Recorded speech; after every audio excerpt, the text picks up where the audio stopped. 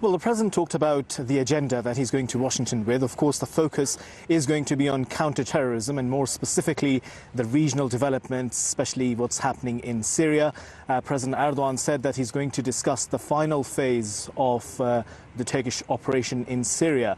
Now, of course, he also talked about how the YPG has not withdrawn from areas despite the assurances that had come from the United States and from Russia. He said he's going to raise this matter with the American president, and upon return he's going to discuss that with the Russian president as well. He said that the YPG terrorist organization is not only present in those areas, but in places like Tel Rafat and Tel Abyad, it continues to target civilians.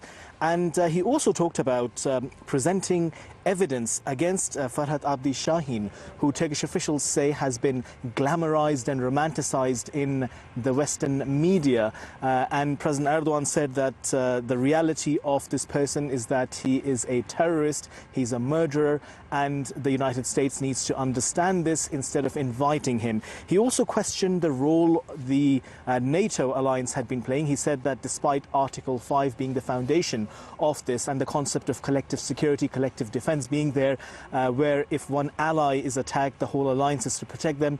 He said that that hasn't been happening, and of course he's going to raise this matter later on in London as well. Now, in addition to all that, he talked about the issue of extradition of FETÖ leader and other senior members who are residing in the United States. He said that he's going to be raising that matter. He talked about trade. He said that there are tensions between the two countries at the moment, but despite that, both leaders agree that they need to work for meeting the target of $100 billion a year in bilateral trade. A lot of points raised there before he travelled. But what will be the focus of their meeting in Washington, D.C. on Wednesday?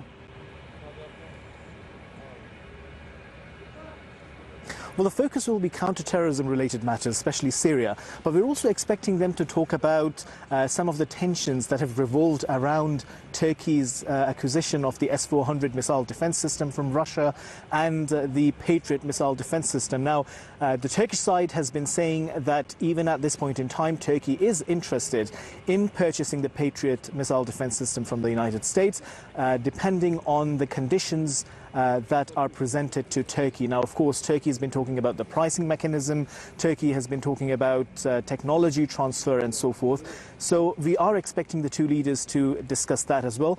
Because what we understand from people close to President Erdogan is that President Erdogan believes that the US president wants to take certain steps when it comes to policy direction, but there are some people around him who are basically advising him against taking those steps. And the Turkish side believes that if President Trump was to go ahead with some of the policy decisions he wants to take, that would augur well for Turkey-US relations.